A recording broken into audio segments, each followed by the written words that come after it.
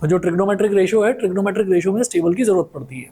आगे आप 11th class में पहुंचेंगे तो फिजिक्स में भी आपको इसकी ज़रूरत पड़ेगी, 11th में भी, 12th में भी, सब में ज़रूरत पड़ती है। तो ये जितना जल्दी याद कर लें उतना बेटर है। अच्छा, अब इसका कहाँ कहाँ पर इस्तेमाल होता है, यहाँ तक हमने लास्ट क्लास में करा था, इसके आगे बढ़ते हैं हम।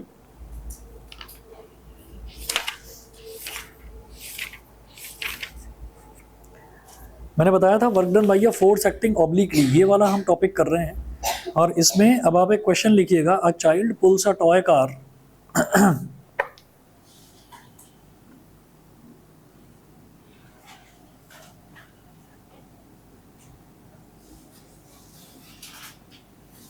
सभी बच्चे नोट करेंगे, अ child pulls a toy car,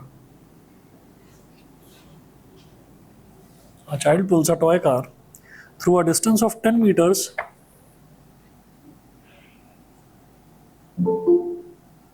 through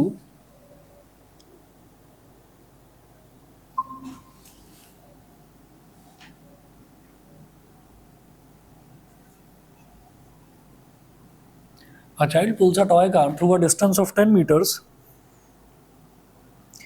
on a smooth horizontal floor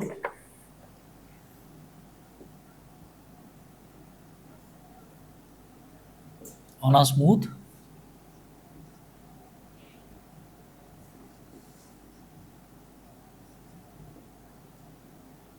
horizontal floor, full stop. The string held in child's hand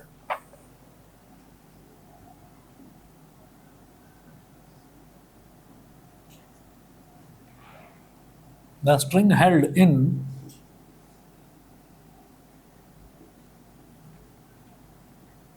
the string held in child's hand makes an angle of 60 degree with the horizontal surface.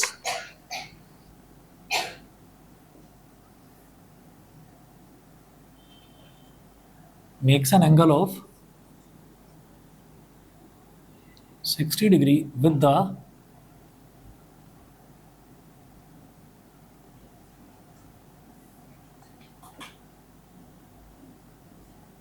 horizontal surface if the force applied by the child be 5 Newton,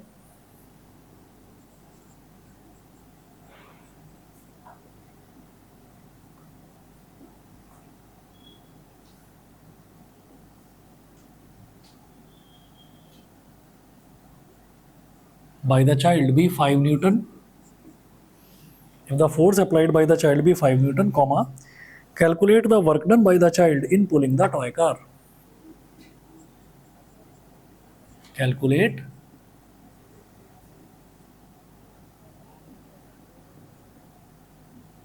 the work done by the child in pulling the toy car. In pulling the toy car. देखिएगा question बहुत बड़ा है, solution उतना बड़ा नहीं है। क्या बोल रहे हैं, अ child pulls a toy car, तो इसी तरीके से आप समझिए जैसा कि यहाँ पर एक हमने डायग्राम, ये फिगर बना रखी है टॉय कार की। तो ये टॉय कार है यहाँ पर, और चाइल्ड जो है ये यहाँ पर एक फोर्स लगा रहा है।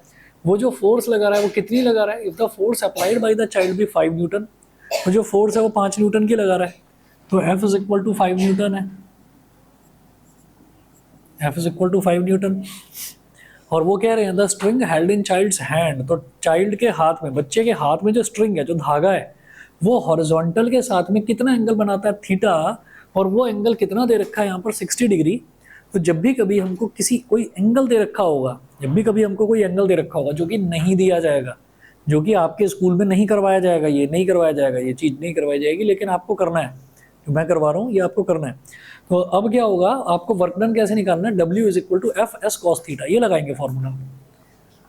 तो थीटा कितना दे रखा है 60 डिग्री, तो वर्क डन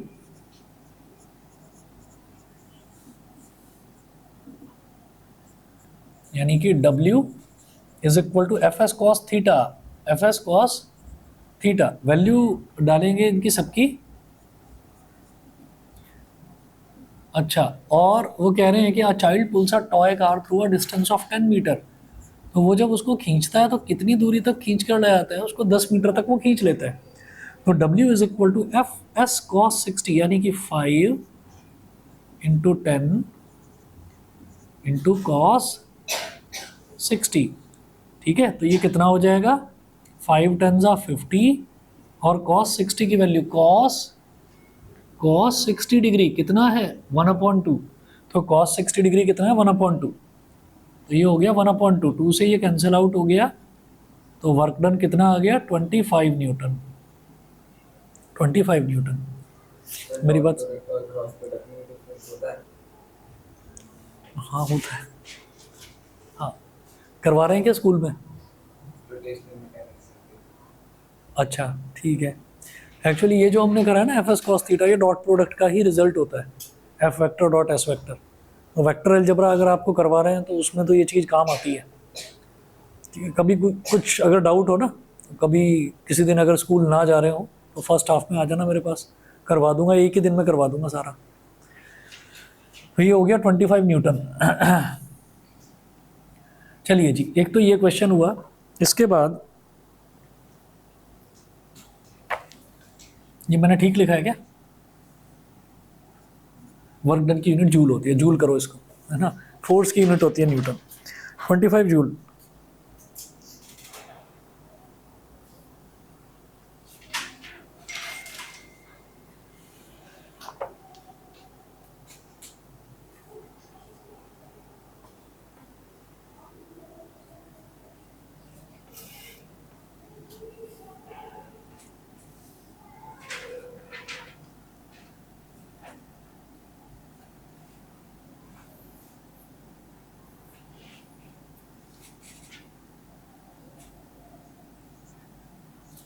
एक और क्वेश्चन लिखिएगा।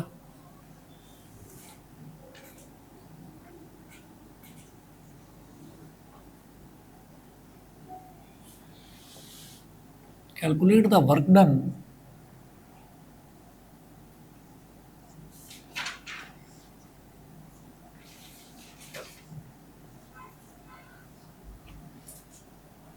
by a force of 10 Newton which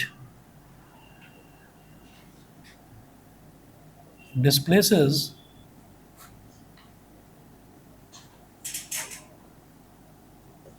an object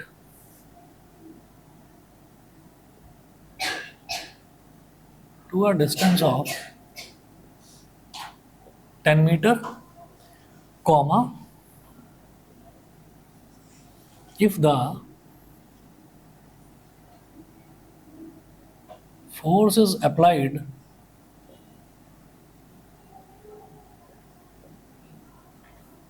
in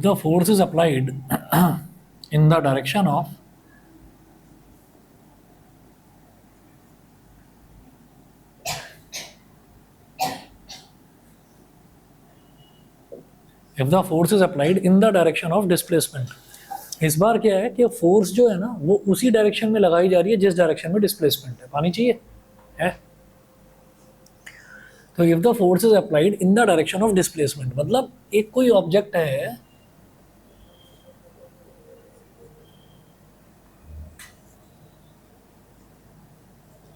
ये ग्राउंड की जो सरफेस है उसको ऐसे बना लेते हैं,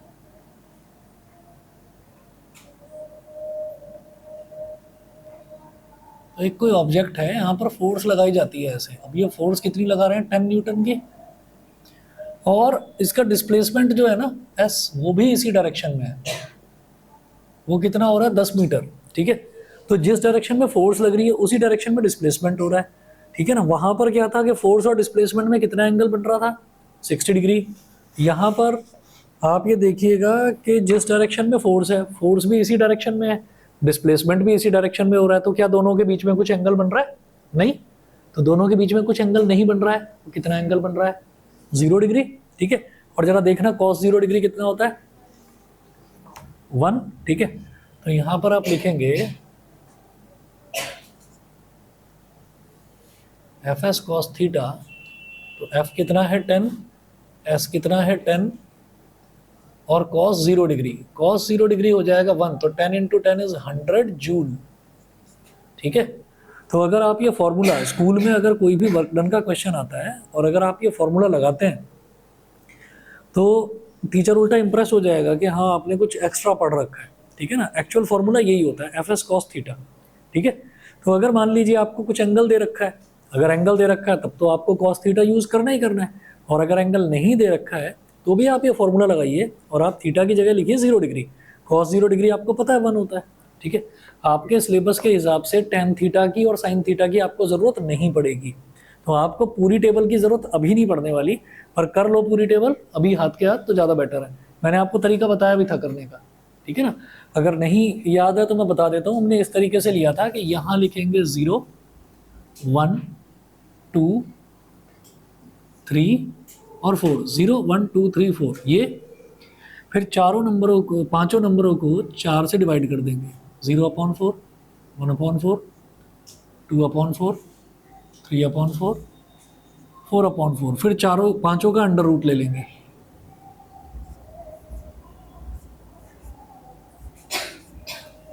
तो ये क्या हो गया, 2 1 जा 2, 2 2 जा 4, 4 1 जा 4, 4 1 जा 4। तो इधर तो केवल 1 बचा, 1 का अंडर रूट 1, 3 का अंडर रूट रूट 3, 4 का अंडर रूट 2, 1/2 तो 1 का अंडर रूट 1, 2 का अंडर रूट रूट 2, 1/4 1 का अंडर रूट 1, 4 का अंडर रूट 2, 0/4 इज 0, 0 का अंडर रूट 0, ठीक है ना। तो इस तरह से तो साइन थीटा आ जाता है, और जब साइन थीटा ऐसे आ गया तो इसी चेन को उल्टा करके लिख दो आप, यहाँ से ऐसे जो है ऐसे लिख दीजिए आप पलट कर, तो कॉस थीटा आ जाएगा, ठीक है। तो ये आपका ट्रिग्नोमेट्रिक टेबल हो गई। और टेन थीटा कैसे आता है, sine theta upon cos theta होता है tan theta. 0/1 0, 1/2 upon root 3/2 solve करोगे 1/√3, 1/√2 upon 1/√2, same term divided by same term 1, ठीक है। √3/2 upon 1/2 √3, anything upon 0, 1/0 is not defined, anything upon 0 not defined. Not defined बोलते हैं या इन्फिनिटी बोल देते हैं इसको, बोलिए जी, क्लियर है। अच्छा, अब ऐसा होता है कि आजकल तो होता नहीं, पहले होता था। पहले जो है ना, पहले जब लोग रेलवे स्टेशन पर जाते थे, तो आजकल तो रेलवे स्टेशंस भी बड़े मॉडर्नाइज हो गए हैं। रेलवे स्टेशन पर एस्केलेटर्स लग गए हैं, लिफ्ट्स हैं, ठीक। तो जो फिजिकली कुछ प्रॉब्लम है बॉडी में, या मोटे इतने हैं कि उनसे खुद का ही वजन नहीं उठाया जा रहा, वो बैग वगैरह तो उठाएंगे क्या, ठीक है। तो उनके लिए लिफ्ट वगैरह यूज़ करी जाती हैं, लिफ्ट वगैरह होती हैं, आपने देखा होगा मेट्रो स्टेशन पर भी होती हैं, कि केवल वरिष्ठ नागरिकों या विकलांगों के लिए लिखा रहता है। उसके बावजूद भी लोग घुसे रहते हैं उसके अंदर, चलना नहीं है ना, फिजिकल एक्टिविटी तो करनी नहीं है। तो पहले ये होता था कि पहले ना बड़े बड़े ब्रीफ केस, सूट केस आते थे, जो आजकल स्ट्रॉली बैग आ रहे हैं ना, जिनमें सब में व्हील्स होते हैं, बड़ी अच्छी क्वालिटी के व्हील्स होते हैं, तो वो वाली चीज़ नहीं होती थी। तो ना उतने अच्छे स्मूथ फ्लोर होते थे रेलवे स्टेशन के। तो अगर मान लो व्हील नहीं है तो क्या आप उसको घसीटते हुए ले जाओगे सामान को। तो पहले क्या होता था, पहले कुली होते थे। कुली देखा है कभी? तो कुली क्या करते हैं, कुली बहुत हैवी हैवी जब सामान होता है तो उसको वो उठाकर लेकर जाते हैं। अब भाई कुली ने एक वो कपड़े का गमछा बना रखा, उसको सर पर ऐसे रख लेता है वो, उसके ऊपर एक बैग झुक जाता है, हाँ जी दूसरा भी रख दो, हाँ जी तीसरा भी रख दो, सब, और फिर ऐसे उठ जाता है, फिर चलता चला जाता है ऐसे आगे। अभी बेचारा पसीने पसीने हो जाता है, लेकिन अगर फिजिक्स की टर्म्स में देखा जाए कि उसने वर्क कितना करा, तो ये कहते हैं वर्क डन 0 है इसका वर्क डन कुछ है ही नहीं। अब ऐसा क्यों है? वर्क डन का जो फॉर्मूला है, वर्क डन का फॉर्मूला है एफ एस कॉस थीटा, ठीक है। वर्क डन का फॉर्मूला है एफ एस कॉस थीटा। कुली फोर्स किस डायरेक्शन में लगा रहा है, कुली ने बैलेंस बना रखा है पूरा, हाथ भी लगा रखा है, इधर से पूरा यूं पकड़ रखा है कि वो 3 बक्से रखे हुए हैं बड़े बड़े, वो गिर ना जाए। पहले लोहे के संदूक लेकर चलते थे लोग, देखा है कभी? लोहे के संदूक लेकर चलते थे पहले लोग, ठीक है ना। तो वो मतलब उसका तो कुछ बिगड़ेगा नहीं, अगर वो किसी को लग गया तो पता नहीं क्या क्या बिगाड़ देगा। तो वो 3 संदूक रखे हुए, उसके अंदर सामान वामान, पता नहीं क्या क्या सामान वामान रखा है उसके अंदर, वो लाद के बेचारा लेकर जा रहा है। तो उसने पूरा बैलेंस बना रखा है, और वो फोर्स एक इस डायरेक्शन में लगा कर चल रहा है, नहीं तो बेचारे की गर्दन ही टूट जाएगी। वो थोड़ा सा अपवर्ड उसने फोर्स लगा रखा है, ठीक है ना, नहीं तो सर पर ही पूरा वजन पड़ा रहेगा, उसका तो सर ही फ्लैट हो जाएगा कुछ टाइम बाद। तो वो उसको लेकर जा रहा है, तो उसने फोर्स लगा रखी है इस डायरेक्शन में, तो फोर्स किस डायरेक्शन में हो गई, इस डायरेक्शन में ऊपर। वो चल कैसे रहा है, ऐसे ऐसे चल रहा है, ठीक है। तो डिस्प्लेसमेंट हो गया ऐसे, और फोर्स हो गई ऐसे। तो फोर्स ये, डिस्प्लेसमेंट ये, दोनों के बीच में एंगल कितना, 90 डिग्री परपेंडिकुलर। तो क्या लगेगा फॉर्मूला वर्क डन का, एफ एस कॉस थीटा। अब फोर्स उसने कितनी लगा रखी है, मैंने कहा चलो 10 न्यूटन की फोर्स लगा रखी है, ठीक है। डिस्प्लेसमेंट कितना, हमने कहा चलो भाई तुम 50 मीटर चले गए या तुम 500 मीटर चले गए, तो 500 मीटर तो डिस्प्लेसमेंट है, ठीक है होने दो, 10 न्यूटन की फोर्स है होने दो, लेकिन आगे एफ एस कॉस थीटा के नाम पर क्या आएगा, कॉस 90। और भाई कॉस 90 कितना होता है, जीरो। और जीरो को आप कहीं भी मल्टीप्लाई कर दें तो भाई तुम कितना भी फोर्स लगाओ, तुम कितना भी डिस्प्लेसमेंट करो, तुम्हारा वर्क डन कुछ है ही नहीं, जीरो है। ठीक है ना, क्या चीज, हाँ ये चीटिंग है, ये चीटिंग है। एक और भी चीटिंग है अब मैंने वजन वगैरह कुछ नहीं उठा रखा है, और मेरे को ज़रा हेल्थ बनाने का कुछ शौक चढ़ जाता है, और फिर मैं क्या करता हूँ, मैं ग्राउंड में जाता हूँ और ग्राउंड में मैं गोल गोल चक्कर लगाने शुरू करता हूँ, दौड़ रहा हूँ। मिल्खा वाली फिल्म देखी थी ना, तो वो देख कर मेरे को भी दौड़ना है, ऐसा ही बनना है मिल्खा जैसा। दौड़ रहे हैं दौड़ रहे हैं दौड़ रहे हैं, 10 चक्कर काट लिए, 12 चक्कर काट लिए, उसके बाद बैठ गए, हालत ख़राब हो गई भाई, पसीने पसीने बुरा हाल। लेकिन जिस पॉइंट से स्टार्ट करा था, आप घूम फिर कर उसी पॉइंट पर आ रहे हैं बार बार। आपने यहाँ से स्टार्ट करा, आप घूम कर फिर आ गए यहाँ, घूम कर फिर आ गए यहाँ, बार बार आ रहे हो। 12 चक्कर काटने के बाद भी जहाँ से स्टार्ट करा था वहीं पर आकर खड़े हो गए, तो आपका डिस्प्लेसमेंट कितना हुआ, जीरो। और वर्क डन में क्या होता है, फोर्स होता है, डिस्प्लेसमेंट होता है और एंगल होता है। ठीक है, तो अगर डिस्प्लेसमेंट भी जीरो हो गया तो फोर्स, कितनी भी फोर्स से दौड़ो, एंगल कितने भी एंगल पर दौड़ो, आपका डिस्प्लेसमेंट जीरो है, तो F into zero into cos theta zero. भाई अगर जीरो मल्टीप्लाई हो रहा है किसी भी टर्म में, तो पूरे को जीरो ही बना देगा ना, समझ गए। तो ये कंसेप्चुअल क्वेश्चन आता है कि आपका जीरो वर्क डन कब होता है, आपका नेगेटिव वर्क डन कब होता है। अभी नेगेटिव वर्क डन भी बताता हूँ।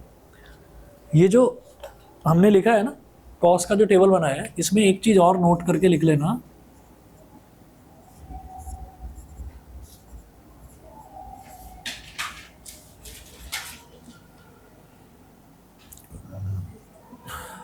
cos 180 degree is equal to -1, cos 180 degree is equal to -1।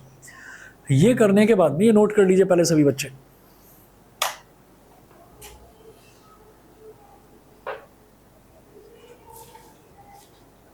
हो गया। चलिए जी, अब इसके बाद आप हेडिंग डालेंगे next, types of work done.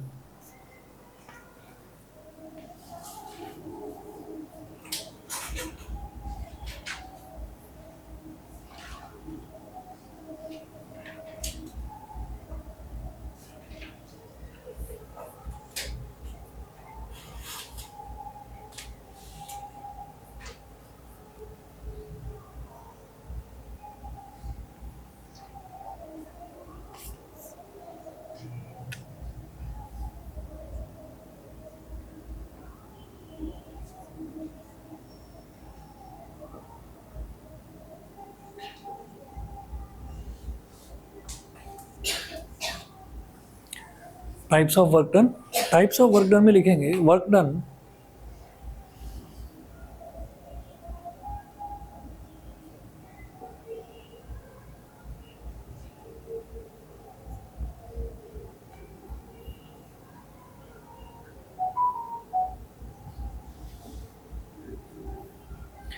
सजावट बड़ी अच्छी कर रखी है नीचे,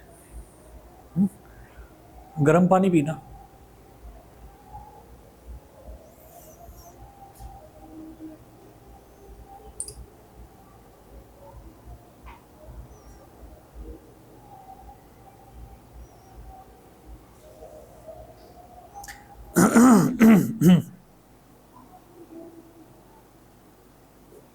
फिर 10 से लेकर 17 तक नहीं आ पाऊंगी। 10 से 17,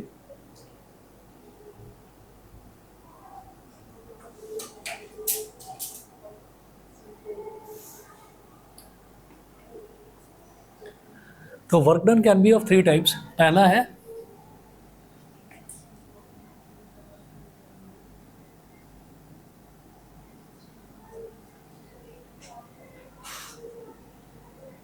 positive work,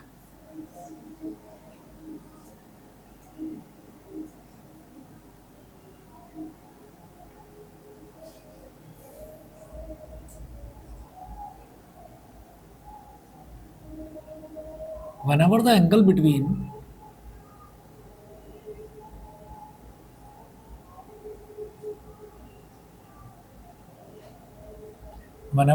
between applied force and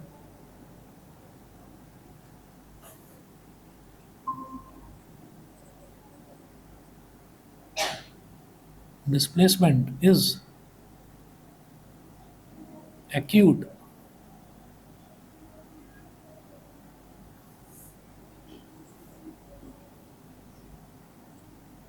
the work done is said to be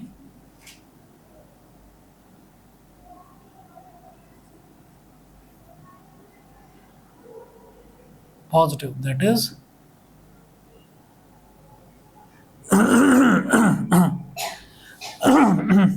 when theta is greater than 0 degree and less then 90 degree. अगर थीटा आपका 0 डिग्री से बड़ा है और 90 डिग्री से छोटा है, तो अब आप ये देखिएगा कि 0 डिग्री की बात नहीं कर रहा हूँ मैं, 0 डिग्री पर तो 1 हो गया, 0 डिग्री से बड़ा है और 90 डिग्री से छोटा है, ठीक है, बल्कि greater than equal to 0 degree, मतलब अगर 0 डिग्री भी है तो भी बात बन जाएगी, ठीक है। तो हम ये कहेंगे ऐसे में W is equal to F S cos theta is positive. ये हमेशा पॉजिटिव आएगा। ये पॉजिटिव क्यों आएगा? क्योंकि हमारा जो कॉस थीटा है वो 0 से और 90 डिग्री तक, 90 डिग्री एग्जैक्टली 90 डिग्री नहीं लेंगे, 90 डिग्री तक उसकी जो वैल्यू है वो पॉजिटिव ही आती है। ये सारी वैल्यूज़ पॉजिटिव आ रही हैं, ठीक है। 90 डिग्री से लेस लिया है मैंने, 90 डिग्री के इक्वल नहीं लूँगा। 90 डिग्री के इक्वल होती है वर्क डन 0 हो जाएगा। अगर 90 डिग्री ले लिया थीटा को तो cos 90 क्या होता है? 0। cos 90 0 हुआ तो हमारा टोटल वर्क डन 0 हो जाएगा। यहाँ तक क्लियर है? ठीक है। तो ये तो हुआ हमारा पॉजिटिव वर्क। फिर सेकंड देखेंगे,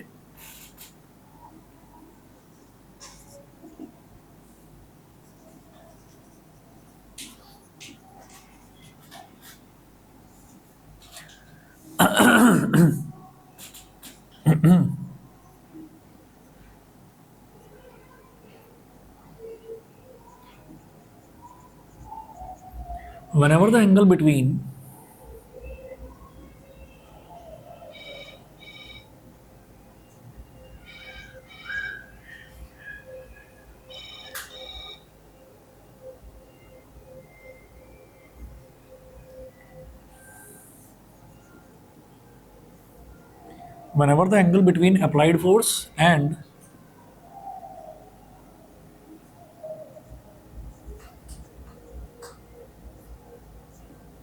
displacement is equal to 0,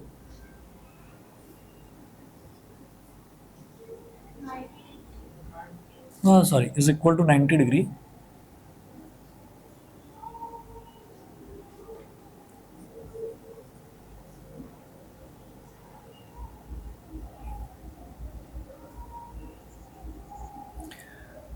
the work done is 0।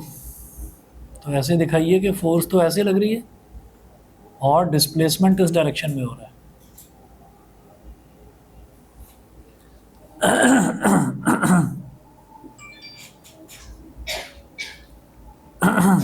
cos 90 होता है 0 तो रिजल्ट हो गया 0। Example,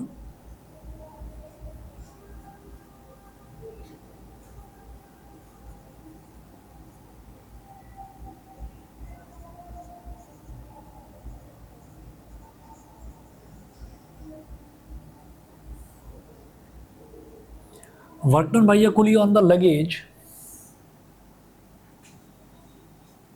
which he carries on his head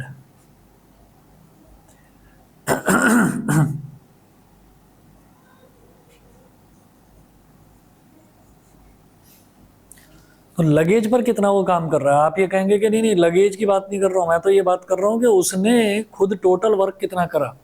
तो अगर खुद टोटल वर्क कितना करा तब तो वो आ जाएगा, क्योंकि वो फोर्स जिस डायरेक्शन में लगा रहा है, ठीक है, वो चल रहा है और ग्राउंड पर फोर्स लग रही है, वो चल रहा है और डिस्प्लेसमेंट है। तो हम ये कहेंगे नहीं नहीं work done by a coolie on the luggage, luggage पर कितना वो काम कर रहा है। तो लगेज पर फोर्स उसने ऐसे लगा रखी है लेकिन डिस्प्लेसमेंट उसका इस तरीके से है। तो फोर्स तो ऐसे लगी हुई है लगेज पर, और जब वो कुली खुद चल रहा है तो लगेज भी तो इसी डायरेक्शन में चल रहा है। तो लगेज का डिस्प्लेसमेंट इस डायरेक्शन में और लगेज पर लगने वाली फोर्स ऐसे है। तो फोर्स में और डिस्प्लेसमेंट में दोनों में 90 डिग्री का एंगल है।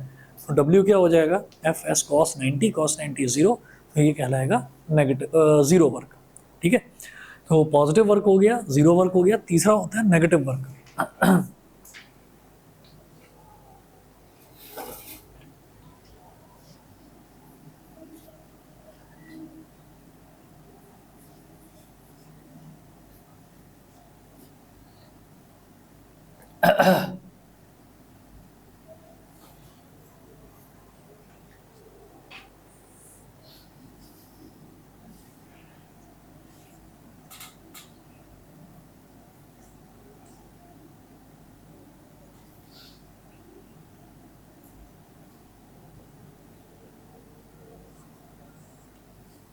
Negative work. Whenever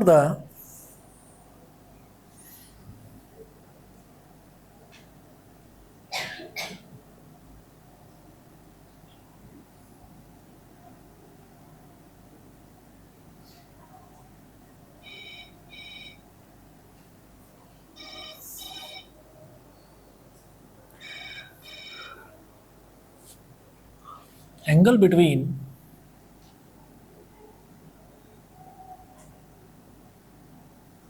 applied force, whenever the angle between applied force and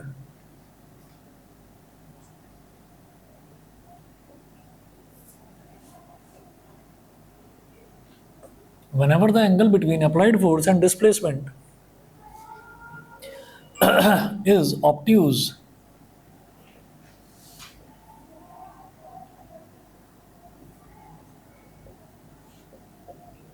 then work done is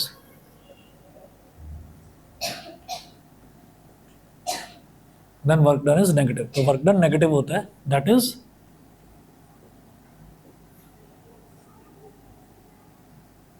theta is greater than 90 degree and less than or equal to 180 degree.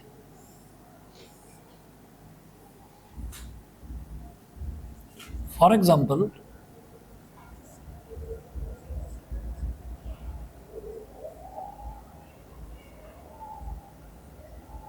work done by the brakes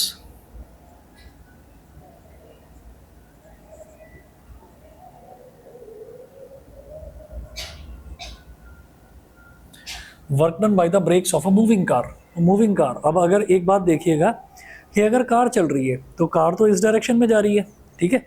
breaks तो opposite direction में act करते हैं ना. उसके जो wheel हैं जो इस तरीके से रोटेट करते हैं, आगे की तरफ ऐसे रोटेट करते जा रहे हैं. तो अब जो ब्रेक पैड्स हैं वो उल्टी डायरेक्शन में एक्ट करते हैं, उस पर उल्टी डायरेक्शन में उसको रोकने की कोशिश करते हैं. तो उसके बावजूद भी भाई फोर्स जो है, ब्रेकिंग फोर्स तो अपोजिट डायरेक्शन में लग रही है. तो ब्रेक लगने का मतलब ये थोड़ी है कि आपने ब्रेक लगाया और ब्रेक लगाते ब्रेक आप इस डायरेक्शन में लगा रहे हैं तो कार ऐसे जा रही थी एकदम से उल्टा जाना शुरू कर दिया. रुकेगी ना, पहले रुकेगी. या चलती कार में कभी कोई रिवर्स गियर लगा सकता है? लगा ही नहीं सकते. लगाते रहो, ताकत न जाने कितने लोगों ने कोशिश करा. कार चल रही है और चलती कार में रिवर्स गियर लगा दिया, लग ही नहीं रहा रिवर्स गियर.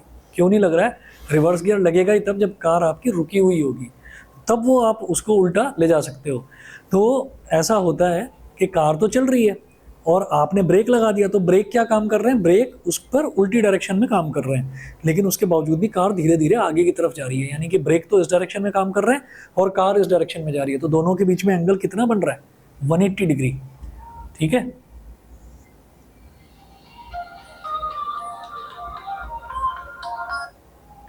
यहां पे लिखेंगे मूवमेंट ऑफ कार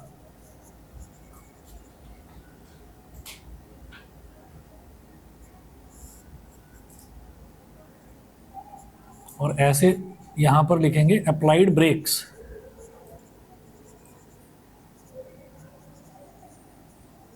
तो कार इस डायरेक्शन में मूवमेंट कर रही है और ब्रेक इस डायरेक्शन में अप्लाई हो रहे हैं. तो ये एंगल कितना बन रहा है पूरा total?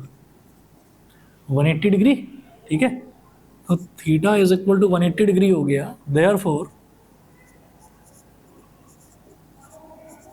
Work done is equal to F S into cos 180. अब एफ कितना भी हो, एस कितना भी हो, कॉस 180 -1 होता है, जो मैंने स्पेशली नोट करके लिखवा दिया था आपको. तो वर्क डन कितना हो जाएगा? माइनस एफ एस, यानी कि नेगेटिव. तो उसके अलावा भी 90 से 180 के बीच में भी जितने एंगल्स होते हैं ना, सब एंगल्स पर कॉस थीटा की वैल्यू जो है हमेशा नेगेटिव ही आती है. तो ऐसे केस में हमारा जो वर्क डन है, गुड इवनिंग, ऐसे केस में जो हमारा वर्क डन है वो वर्क डन नेगेटिव वर्क कहलाता है. ठीक है. इतना कर लीजिए, बाकी फिर नेक्स्ट क्लास में देखते हैं. Good evening.